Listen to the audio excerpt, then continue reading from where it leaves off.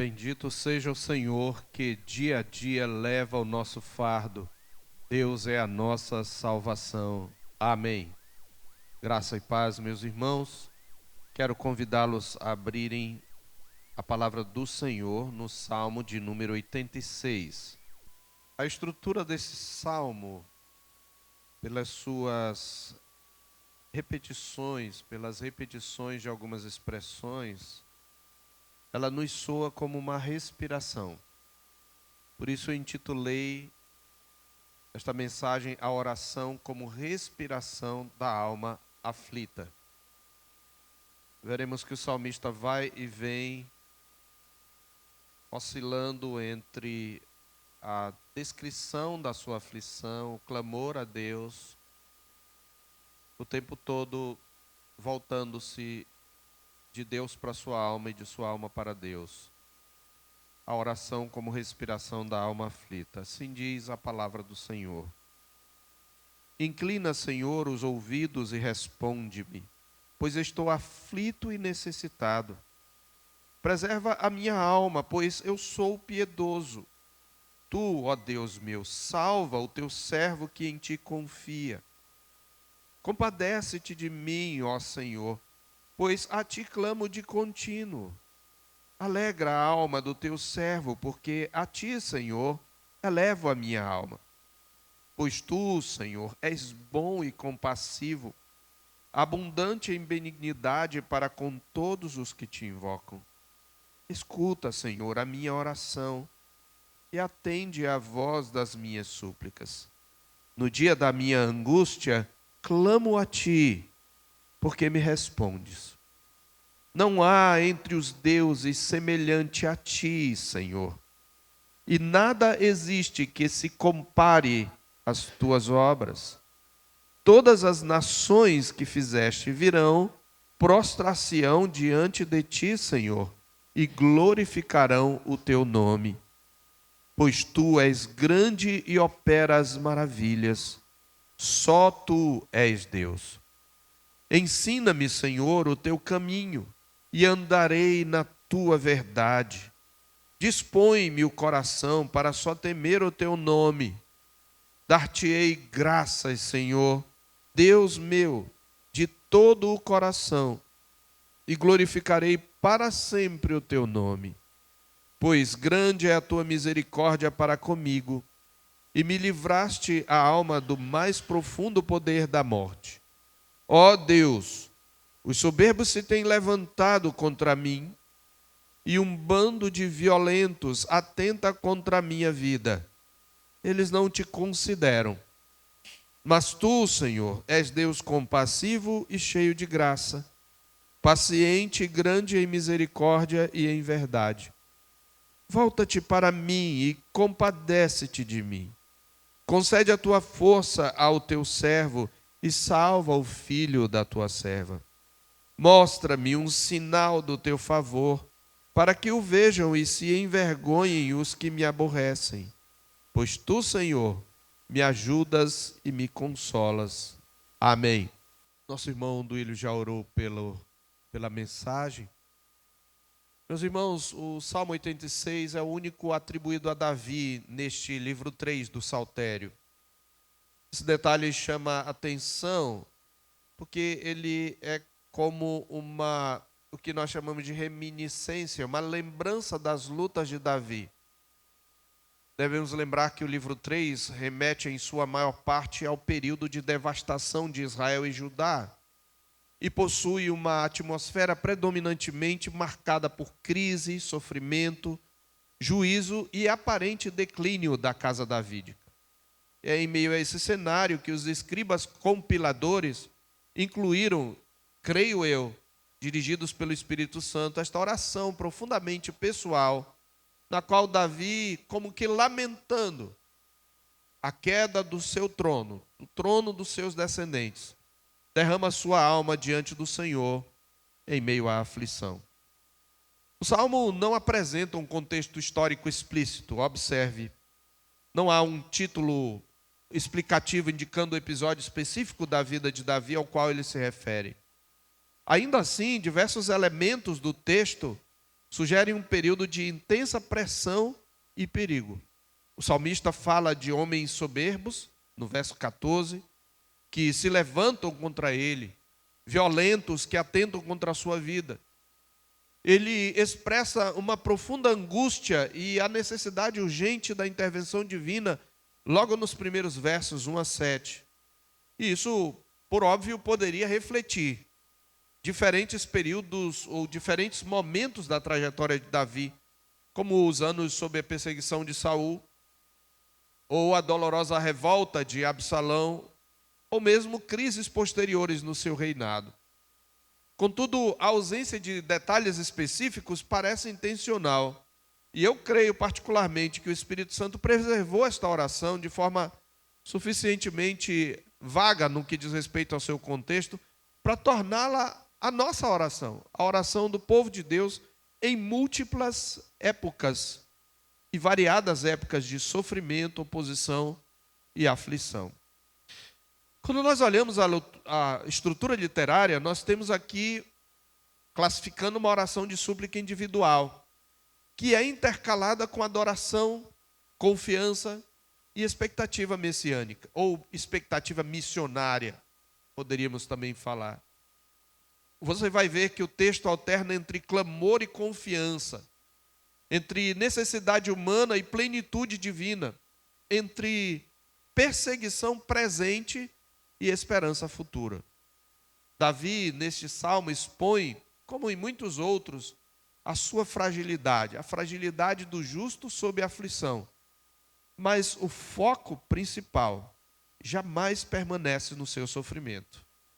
Ele retorna continuamente à glória, à bondade e à fidelidade do Senhor. Esse aspecto é reforçado pela estrutura do salmo. Repetidamente, nós veremos intercalados os nomes divinos, Senhor ou Yahvé, a palavra em letras maiúsculas, como o Deus da aliança, o Deus pactual, o Deus que está presente, aquele que é e que está sempre presente. Ora, ele clama a Deus chamando-o de Adonai, o Senhor soberano. Quando você vê Senhor com apenas o S maiúsculo, esse texto traduz, essa palavra traduz Adonai. Quando todas as letras são maiúsculas é Yahvé. E, por fim, ele o chama de Deus, na maioria das vezes Elohim, um nome que aponta para a majestade incomparável de Deus e que aponta também para esse Deus que é o Deus de todas as nações. E essa repetição intercalada dos nomes divinos não é acidental, porque ela estabelece o verdadeiro do centro do salmo e aquilo que deve ser o centro da nossa oração, o centro para onde ela volta. É interessante que o centro da oração do justo não é o seu coração. O centro da oração do justo está fora dele. É do seu coração para o Senhor. Então, o eixo da oração não é a crise de Davi, mas o Deus a quem ele pertence. Ou seja, Davi não interpreta Deus à luz da sua dor, como é a nossa tendência. Ele interpreta a sua dor à luz de quem Deus é e de quem ele revelou ser. Além disso, o Salmo demonstra uma forte dependência da linguagem do Pentateuco, especialmente na revelação do caráter divino em Êxodo 34, versos 6 a 7. Quando Moisés, logo depois do episódio trágico do bezerro de ouro, intercede a Deus, ele pede que Deus não abandone o seu povo. Ele diz que não vale a pena prosseguir para Canaã e conquistar a terra sem ter aquele que é a dádiva maior, o próprio doador. E ele pede que o Senhor revele o seu caminho, a sua glória. E diz a palavra de Deus lá em Êxodo 34, que tendo o Senhor, no verso 5, descido na nuvem, ali esteve junto dele, e proclamou o nome do Senhor. Deus estava respondendo ao pedido de Moisés no verso 18. Rogo-te que me mostres a tua glória. Como o Senhor mostra a sua glória para Moisés? Proclamando o seu nome. E o seu nome é uma revelação do seu caráter, dos seus atributos. Veja que o próprio Senhor proclamou o seu nome. Passando o Senhor por diante dele, clamou, o Senhor clamou. Yahvé, Yahvé, Deus compassivo, clemente e longânimo, e grande em misericórdia e fidelidade, que guarda a misericórdia em 1000 gerações, que perdoa a iniquidade, a transgressão e o pecado, ainda que não inocente ou culpado, e visita a iniquidade dos pais nos filhos e nos filhos dos filhos, até a 3ª e 4ª geração. Exatamente essa proclamação, ela aparece aqui, a mesma fraseologia no verso 5, pois tu, Senhor, és bom e compassivo, abundante em benignidade para com todos os que te invocam. E depois no verso 15, mas tu, Senhor, és Deus compassivo e cheio de graça e paciente e grande em misericórdia e em verdade. Desse modo, meus irmãos, o Salmo 86 é uma oração construída sobre a teologia da aliança. Davi se aproxima de Deus, lembrando de como Deus se revelou a Moisés e fundamentado nessa autorrevelação divina. Outro aspecto importante do Salmo, antes de adentrarmos sua exposição propriamente dito, é a sua progressão espiritual. Observe que o texto vai se mover gradualmente do sofrimento para a adoração. Esse é o movimento da respiração. Ainda que a angústia permaneça presente até o final do Salmo, nós não vemos uma celebração de livramento. Essa angústia é reinterpretada à medida que o salmista contempla pela fé o caráter de Deus, mostrando-nos que a verdadeira oração, aqui está um princípio geral, a verdadeira oração não se contenta em despejar emoções diante de Deus. Ela faz isto, mas a verdadeira oração não se contenta só com isto, em despejar emoções diante de Deus, mas se propõe a conduzir o coração aflito de volta às verdades da palavra e às bênçãos do pacto. Vou repetir esse princípio que é importante. A verdadeira oração não se contenta em despejar emoções diante de Deus, mas se propõe a conduzir o coração aflito de volta às verdades da sua palavra e às bênçãos do pacto. E ao longo da exposição nós acompanharemos as divisões naturais do próprio texto. Do verso 1 a 7 nós temos o clamor do servo aflito diante do Deus misericordioso. Esse é o primeiro movimento da respiração. É interessante que a respiração é para começar com inspiração, né? E depois expiração. Devemos subentender que o salmista já inspirou, porque ele vai refletir a palavra de Deus em sua oração. Mas ele começa com a expiração, quando você solta o ar, né? Então, ele clama a Deus. Ele clama a Deus na sua aflição. Versos 1 a 7. Depois nós temos a inspiração. A incomparável grandeza do Senhor entre as nações. Versos 8 a 10. A incomparável grandeza do Senhor entre as nações. Terceiro, de novo a inspiração, a oração por um coração íntegro e obediente. Observe que agora ele volta para si mesmo, não para descrever ou curtir a sua aflição, mas para que Deus sonde o seu coração e lhe dê um coração íntegro e obediente. Versos 11 a 13. E por fim, o pedido final de socorro, consolo e confirmação do favor divino. Versos 14 a 17. Então, primeiramente, falemos desse movimento, primeiro para dentro ou para fora, o clamor do servo aflito diante do Deus misericordioso. Observe aí que Davi se apresenta diante de Deus como um homem profundamente consciente da sua necessidade. Ele se achega ao Senhor como alguém esmagado sob o peso da própria fragilidade. A própria estrutura do versículo primeiro já comunica isto. Primeiro vem a petição: inclina, Senhor, os ouvidos. Ele está numa posição de esmagamento. Ele está numa posição de humilhação. É como se ele estivesse no fundo do poço. Então, Deus precisa se inclinar para responder, para ouvi-lo. Mas depois vem o fundamento da súplica: pois estou aflito e necessitado.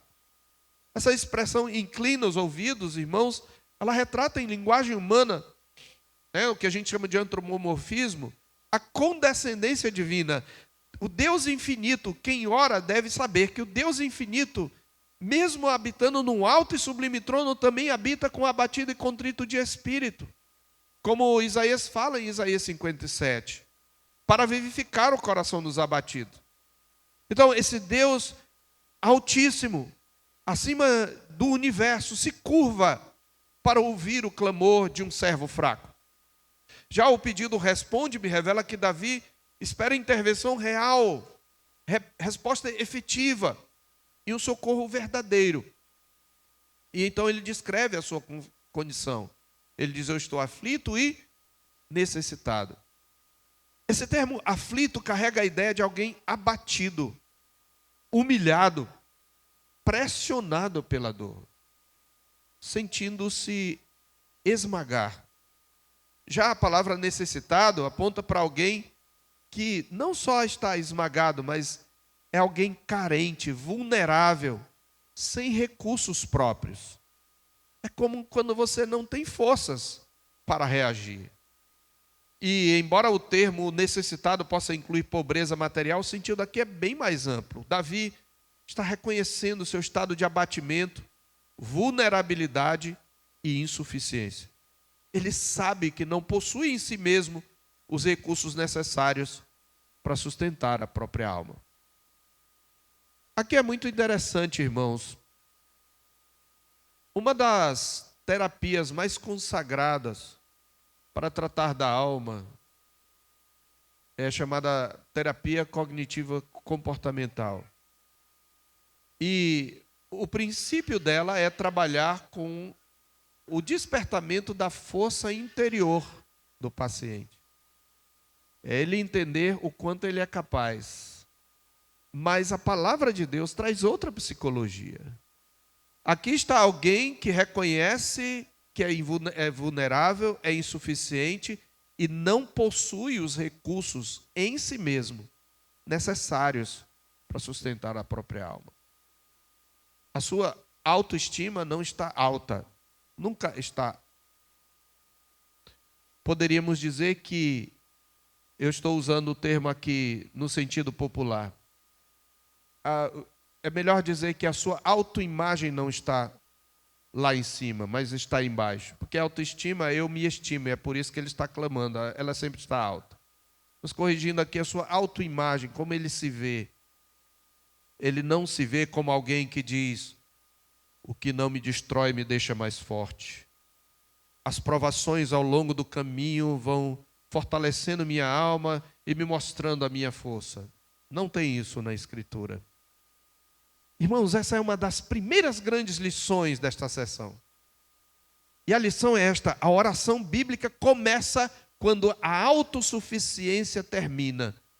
Melhor dizendo, a oração verdadeira começa quando a autossuficiência termina.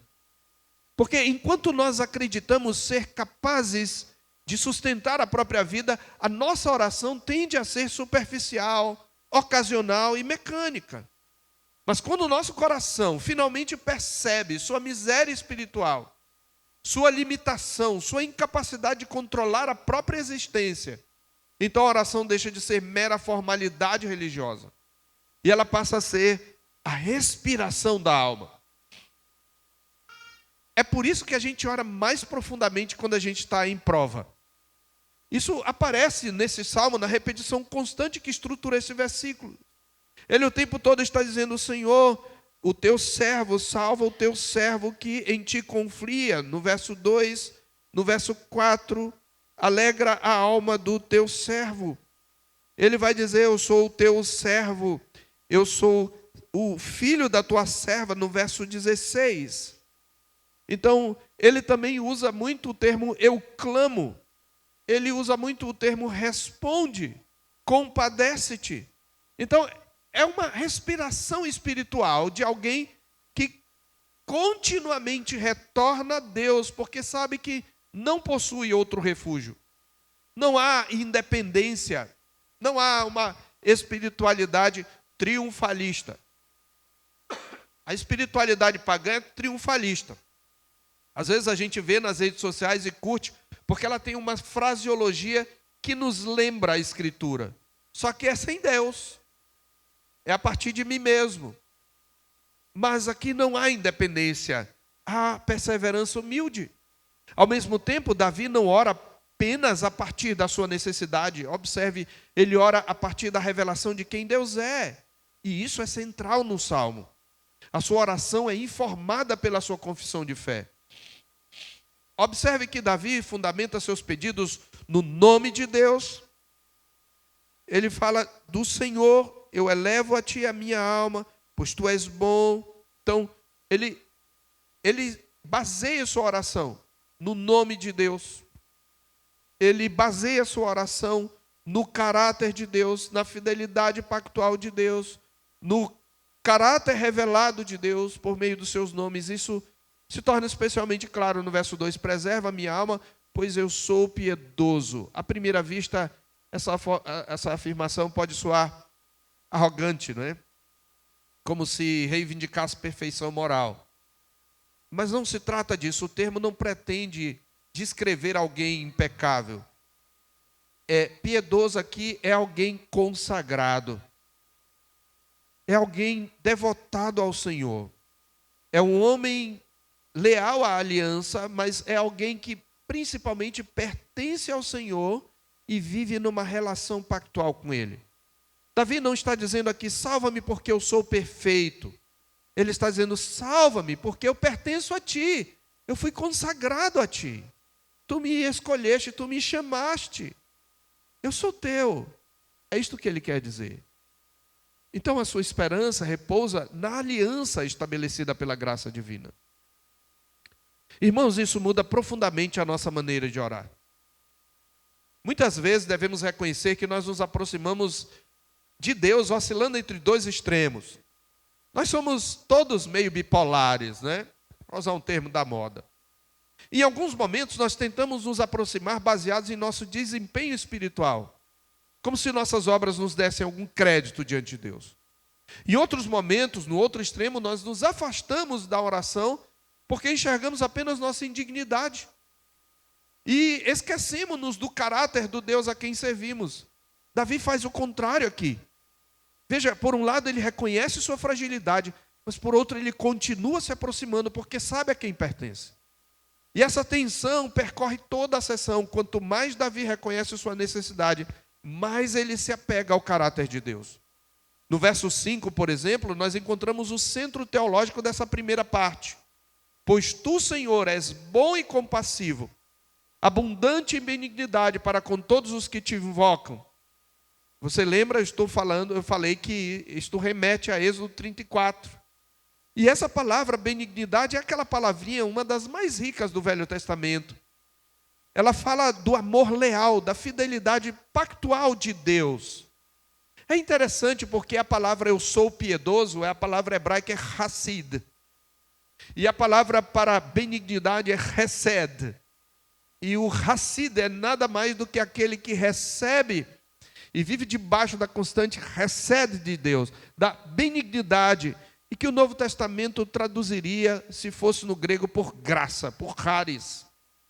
O favor imerecido, o amor leal de Deus. Então, Davi sabe que a sua segurança não está na estabilidade das circunstâncias, nem na ausência de inimigos ou na força da sua própria fé.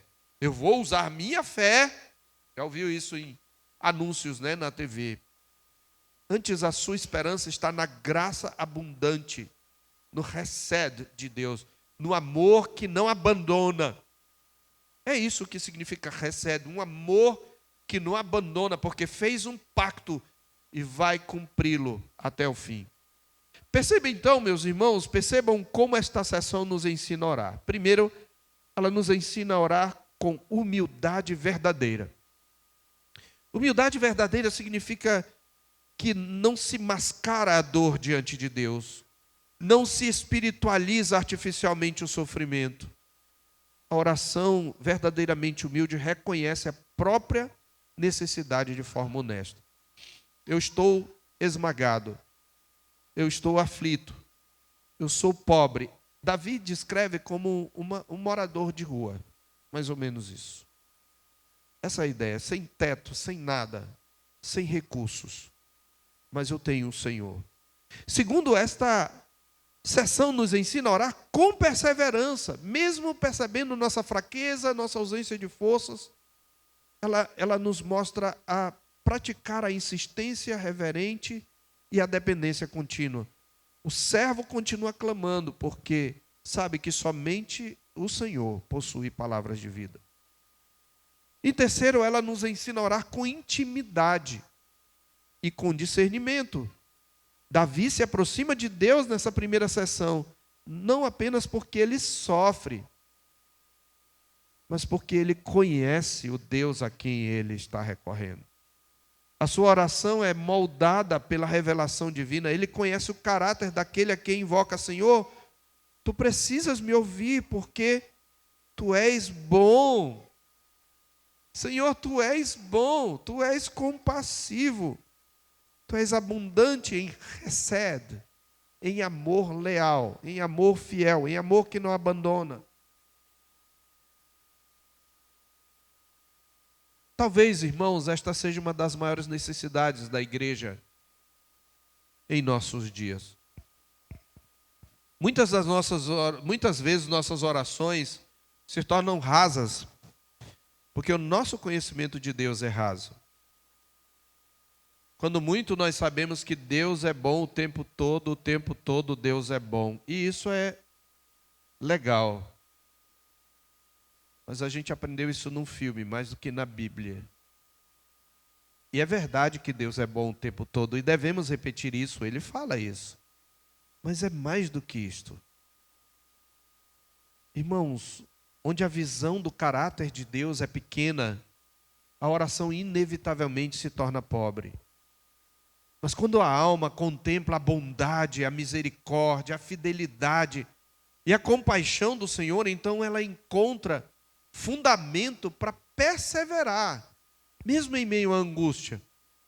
Davi aqui nos mostra, portanto, que a verdadeira oração não consiste apenas em apresentar pedidos diante de Deus, por mais angustiado que esteja o nosso coração, mas consiste em derramar o coração aflito, agarrando-se pela fé ao Deus da aliança, contemplando-o no seu caráter. Esse é o primeiro movimento desta oração. O movimento do clamor do servo diante do Deus misericordioso. Mas observe que ele não fica aí. Nos versos 8 a 10, ele vai expressar a incomparável grandeza do Senhor entre as nações. Não só isso, ele vai meditar nessa incomparável grandeza do Senhor entre as nações. Esse é o nosso segundo ponto. E ele vai se deleitar nisso. Observem comigo que Davi não fica preso na introspecção. Para quem não sabe, introspecção é o ato de continuamente se voltar para dentro de si, ficar remoendo as coisas dentro de você. Algumas pessoas têm a tendência à introspecção. E sabe, a introspecção tem coisas boas. Você pode, a partir daí, sondar a sua alma. Mas se você entra dentro de si, sozinho, e os seus olhos ficam apenas focados em si mesmo, sua introspecção vai se tornar um labirinto de questionamentos. E esse labirinto é uma espiral descendente. Você vai para o fundo do poço.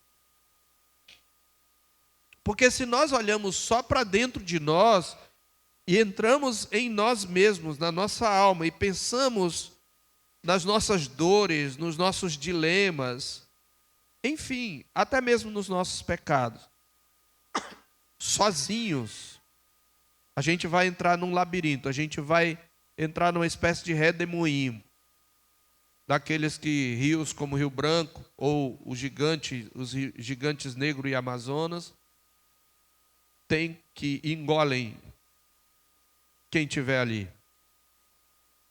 Mas Davi não fica preso na introspecção, nem se perde no labirinto do seu sofrimento. Depois de derramar diante de Deus sua aflição, ele se eleva momentaneamente da experiência individual para uma confissão universal da majestade divina. Essa transição, irmãos, é digna de nota. Veja, o homem que há pouco falava de sua dor, agora como que de repente contempla a glória incomparável do Senhor a quem ele clama.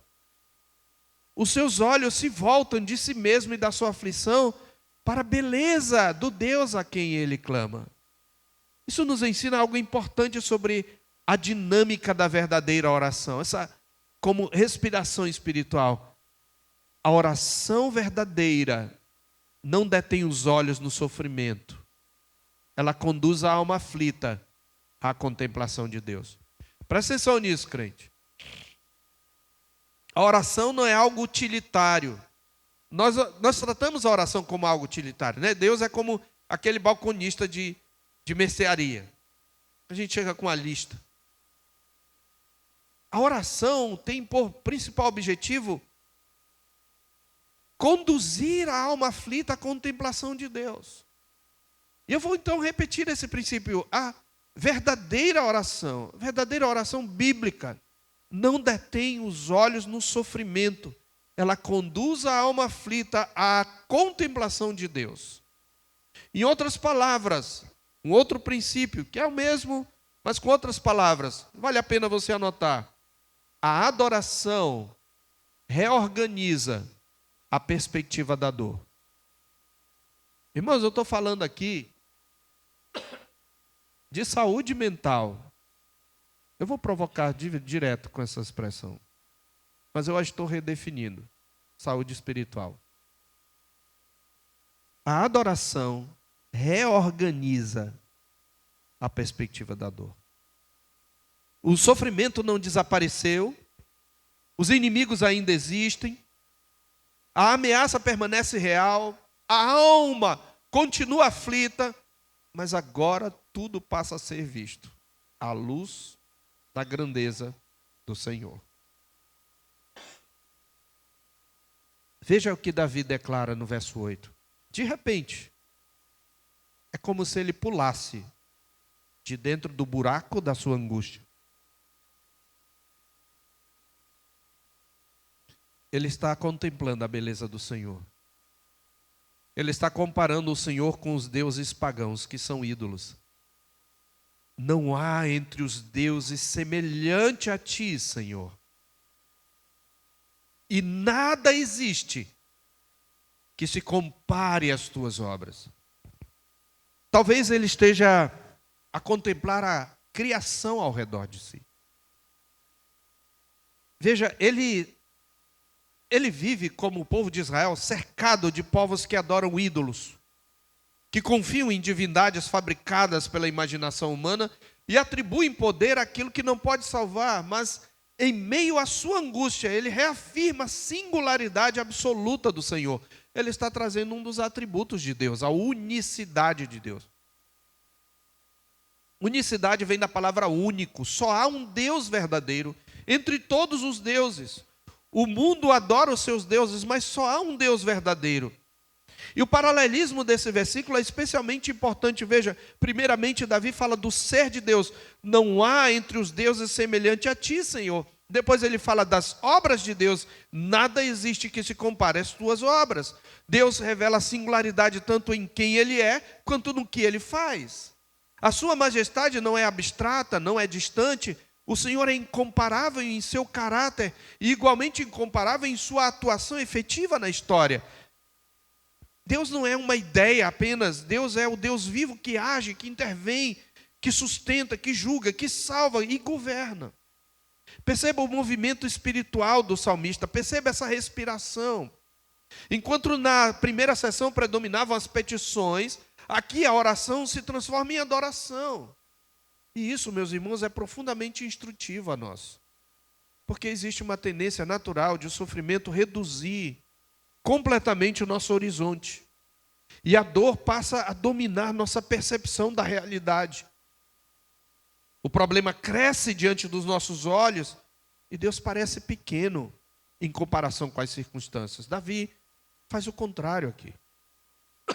Ele leva a sua alma a contemplar novamente quem Deus é. Irmãos, há momentos em que a alma aflita precisa parar de olhar apenas para a intensidade da luta. Depois de clamar, chorar, gemer, ela precisa voltar a olhar para a incomparável grandeza do Senhor.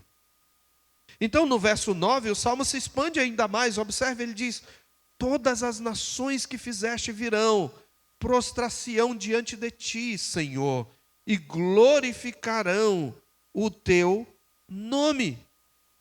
Tu és o soberano. Este é um dos grandes textos missionários do Saltério. Davi ergue os olhos agora não só de si para Deus, mas além da sua própria individualidade, da sua própria crise individual.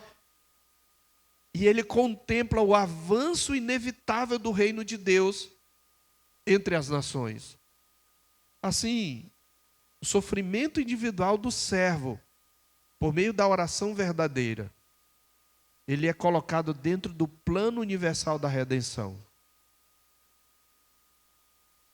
Ele diz: todas as nações que tu fizeste. Isso é importante porque as nações pertencem ao Senhor, porque foram criadas pelo Senhor. E o Deus de Israel é também o Criador de todos os povos da terra. E esse texto está ecoando aqui, não só a aliança mosaica, mas a aliança abrâmica. Lembra? Em ti serão benditas todas as famílias da terra. Ele ecoa as profecias e a esperança messiânica que percorre toda a Escritura.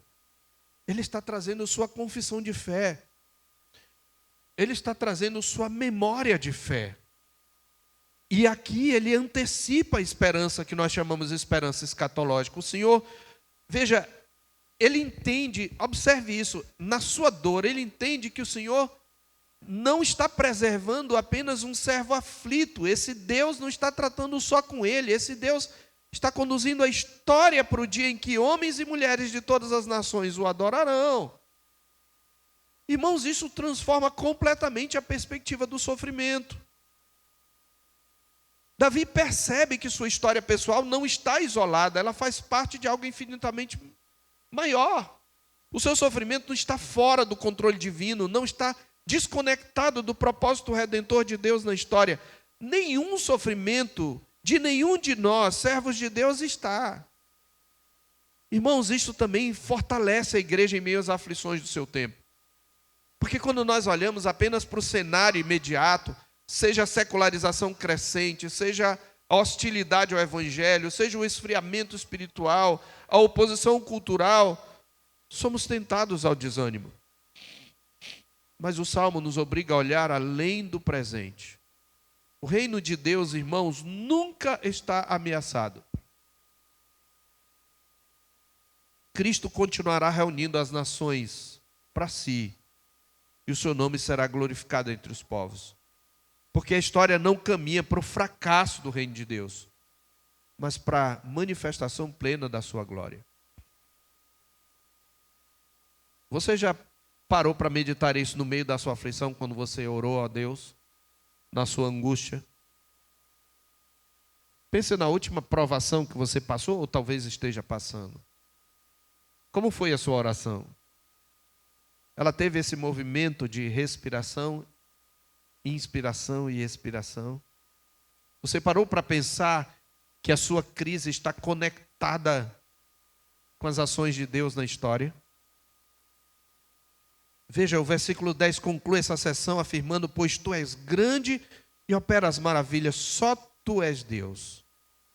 Aqui temos uma das mais belas confissões ela é tão simples, mas é uma das mais belas confissões do monoteísmo pactual do Antigo Testamento. Só tu és Deus. Não há rival verdadeiro. Não há concorrente legítimo. Não há outro soberano sobre a criação, irmãos. Mais uma vez, o paralelismo une transcendência e ação. Tu és grande, quem Deus é, e opera as maravilhas, o que Deus faz. O Deus que está exaltado acima de tudo é o mesmo que intervém na história, é o que ele está dizendo. A sua grandeza não o torna distante, ao contrário, ele age poderosamente em favor do seu povo. O Senhor governa as nações, e esse mesmo Deus escuta a oração do servo aflito. E talvez seja exatamente isso que sustenta Davi nesta seção do Salmo. Em meio à dor, ele adora porque sabe quem Deus é. E ao contemplar a majestade do Senhor, sua aflição é recolocada em perspectiva. Isso também nos ensina, irmãos, como devemos orar em tempos de sofrimento. Nunca apenas apresentando nossas dores diante de Deus, mas alimentando deliberadamente nossa alma com a verdade sobre quem Ele é. Há momentos em que a fé precisa responder à sua angústia com adoração. Há momentos em que o coração precisa se lembrar de que o servo de Deus, o Deus que governa o universo, continua sendo o Deus que ouve o clamor dos seus servos. Em terceiro lugar, então, temos a oração por um coração íntegro diante de Deus, versos 11 a 13. A oração por um coração íntegro diante de Deus. E aqui, preste atenção, que nessa sessão, nós percebemos uma mudança importante no ritmo da oração. Até aqui, Davi vinha clamando intensamente por socorro, preservação, misericórdia e resposta divina. Agora, porém, depois dele contemplar Deus em sua glória, a oração desacelera. O foco deixa de repousar principalmente sobre os inimigos ao redor, ou sobre a sua aflição, e passa a repousar sobre a condição do coração diante de Deus. Irmãos, isso é esclarecedor. Porque em meio ao sofrimento, Davi compreende que sua maior necessidade não é o livramento externo, mas o livramento da corrupção interior. Crente, a sua necessidade maior nunca é o livramento externo, nunca é o fim da angústia, nunca é o fim do conflito externo, é o livramento da corrupção anterior.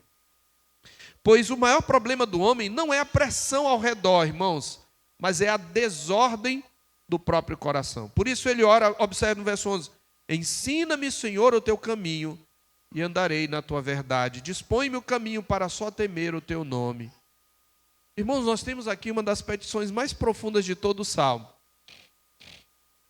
Quando Davi pede que Deus lhe ensine o seu caminho, ele não está se referindo a uma direção circunstancial ou tomadas de decisões específicas. A ideia é mais ampla. Caminho frequentemente representa o modo de vida, a conduta de um modo geral, a direção moral, apontando para a jornada espiritual do justo dentro dos padrões da aliança. Lembra? O teu caminho. Rogo-te, Moisés lá em Êxodo 34, rogo-te que me faças conhecer na terra o teu caminho. Davi não está simplesmente perguntando aqui qual decisão tomar. Ele deseja viver de acordo com a vontade de Deus. Irmãos, isso nos confronta profundamente. Mantenha sua mente aqui comigo. Em tempos de aflição, nossa tendência natural é concentrar quase toda a oração em mudança de circunstâncias e no fim do sofrimento. Não é isso? Normalmente, em tempos de aflição, a gente concentra a oração na mudança das circunstâncias e no fim do sofrimento. Nós queremos que Deus remova rapidamente a dor, resolva o problema, silencie os inimigos e retire a nossa vulnerabilidade. Mas Davi demonstrou outra preocupação.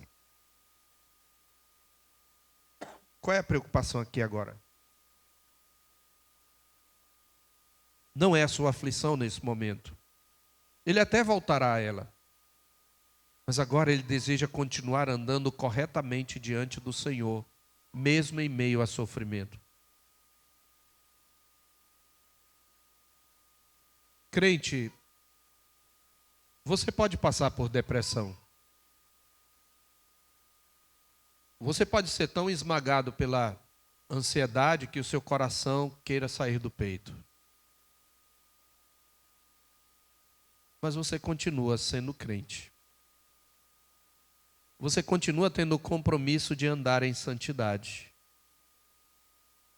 A minha dor, a sua dor, a minha angústia, a sua angústia, não nos dispensa de vivermos uma vida reta. Pelo contrário, ela é uma ocasião para mostrarmos a integridade do nosso coração. Veja, mais do que livramento, a aflição deve levar o crente a buscar santidade.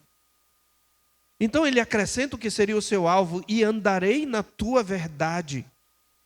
O conceito hebraico de verdade possui um sentido mais rico do que o conceito que conhecemos, que nos vem da cultura grega. Não se trata apenas de um conceito intelectual, mas daquilo que é firme, confiável, estável e fiel. É verdade porque aquele que afirma é fiel. Davi deseja viver firmemente ancorado na fidelidade de Deus, na sua verdade revelada. Isso é especialmente importante, irmãos, porque o sofrimento, preste atenção, o sofrimento frequentemente desorganiza o nosso coração. Um jargão muito comum da psicologia, e aqui eu estou só fazendo uma descrição, não é uma crítica, é regulação das emoções. Já ouviu isso? Regulação das emoções, regulação do cérebro. Como se tudo se resumisse ao cérebro. O sofrimento, a Escritura reconhece, ele desorganiza o nosso coração. Porque a dor pode produzir confusão espiritual, instabilidade emocional, incredulidade, amargura e oscilações interiores profundas.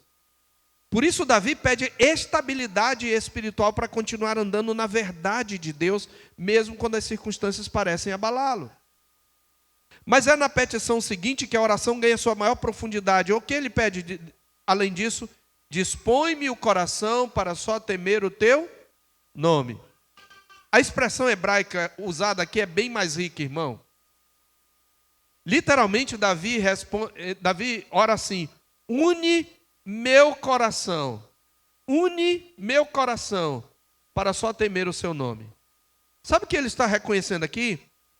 Uma coisa, algo da condição humana que permanece atual. O coração do homem é naturalmente dividido. Presta atenção, igreja, porque isso tem a ver com aconselhamento bíblico, isso tem a ver com saúde mental. Eu não quero ser utilitário aqui, mas eu quero que você mude os seus conceitos e reinterprete os seus conceitos, de acordo com a Escritura. O coração do homem é naturalmente dividido. Nossos afetos, por causa da corrupção do coração, se dispersam. Nossas lealdades competem entre si. Nossos desejos oscilam constantemente. O nosso coração se fragmenta entre o temor de Deus e o amor pelo mundo. Entre fé e incredulidade. Entre devoção, dependente e autossuficiência. De acordo com a Escritura, preste atenção, esta é a causa básica do que abala aquilo que hoje chamamos de saúde mental. Está conseguindo entender? E talvez seja exatamente isso que a aflição frequentemente expõe. Porque ao evidenciar nossos medos, nossos ídolos, nossas falsas seguranças e nossa instabilidade interior, o sofrimento revela aquilo que disputa o trono do coração. E este é o ponto. Por isso Davi não pede apenas força para enfrentar os inimigos, ele pede integridade espiritual, porque entende que o verdadeiro temor do Senhor exige um coração indiviso.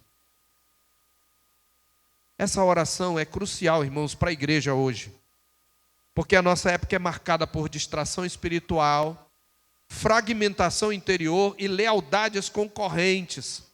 Muitos professam amar a Deus, mas possuem um coração constantemente dividido entre Cristo e o mundo, entre devoção e autopreservação, entre adoração e vaidade. A Escritura nos ensina que uma das maiores necessidades da alma não é a regulação mecânica das emoções. Aqui eu estou fazendo uma crítica ao pensamento secular. Uma das maiores necessidades da alma não é a regulação mecânica das emoções, mas a unificação do coração diante de Deus. Então, nos versos 12 e 13, o Salmo se move da petição para a antecipação do louvor. Dar-te-ei graça, Senhor Deus meu, de todo o coração e glorificarei para sempre o teu nome. Perceba o contraste intencional com o verso anterior. Antes, Davi pedia que Deus unisse seu coração. Agora ele fala em adorá-lo de todo o coração. Porque a integridade espiritual produz adoração integral. Quando o coração deixa de ser dividido, a adoração deixa de ser superficial. E isso nos mostra que a verdadeira adoração não é fruto de emocionalismo, mas de um coração progressivamente ordenado pelo Senhor. E Davi, então, volta de novo para o caráter do Senhor, só para lembrarmos, pois grande é a tua misericórdia para comigo, e me livraste do mais profundo poder da morte.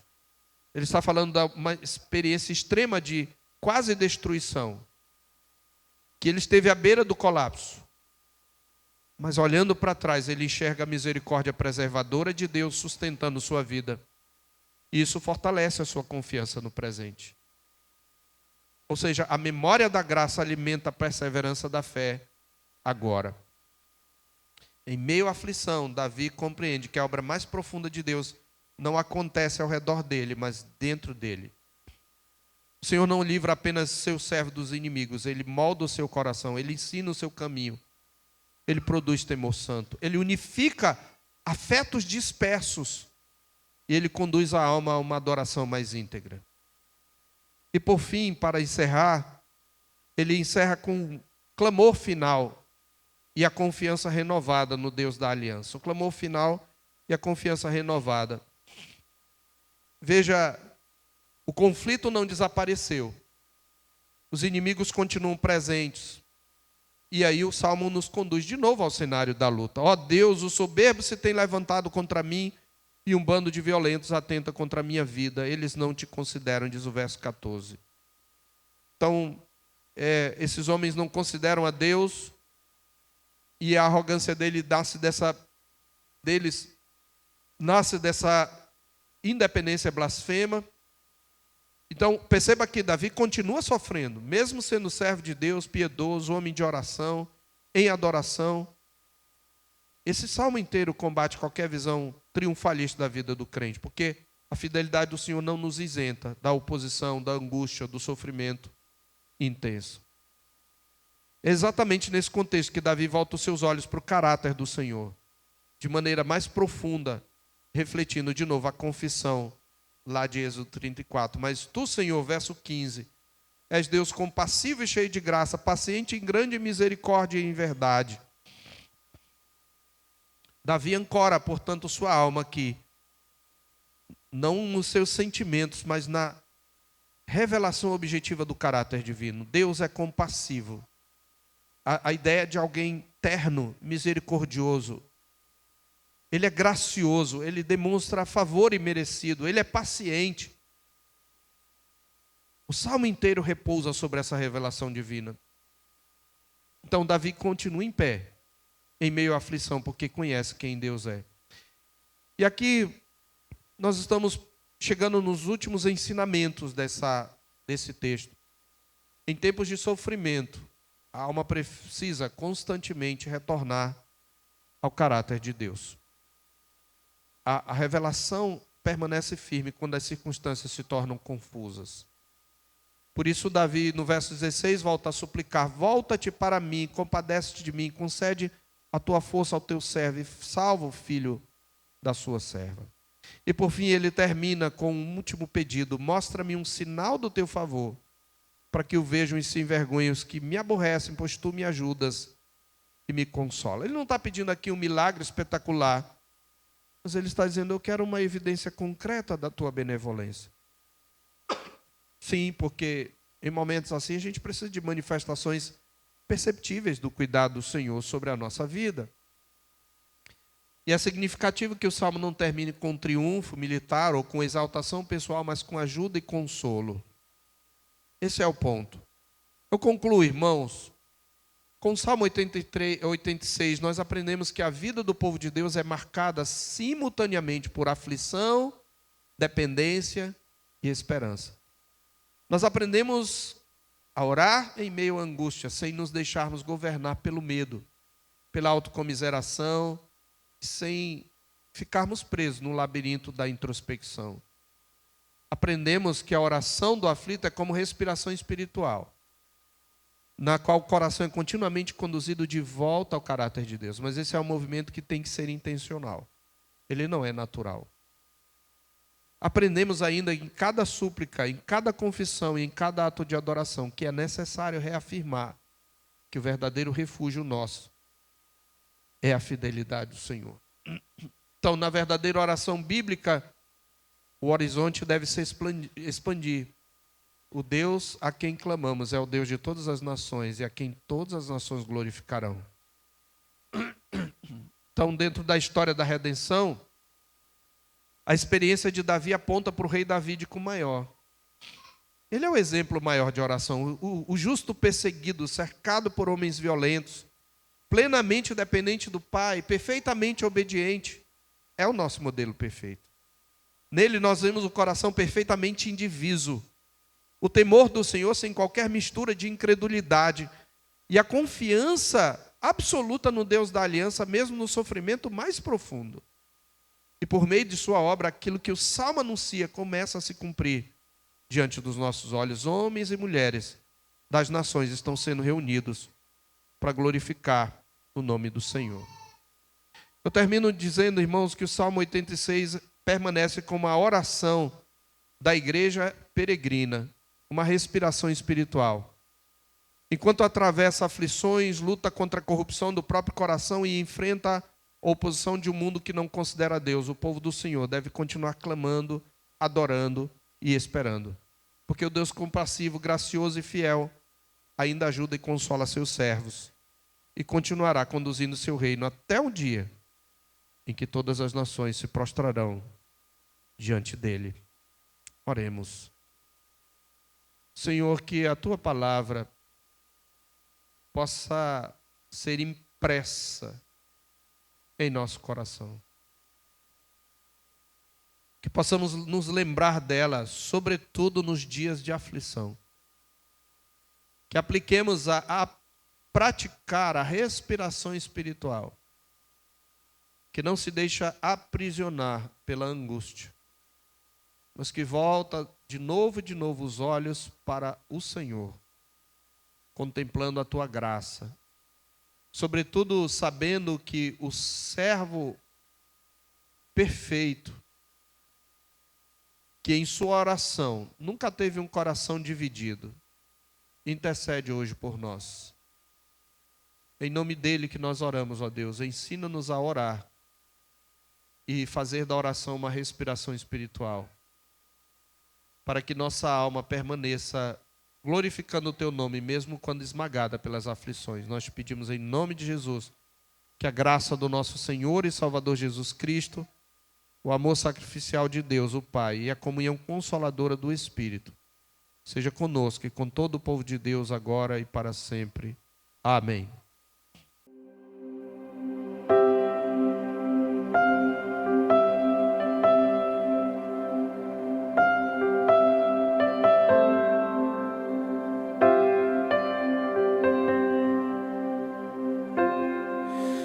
Tu és bem-vindo aqui.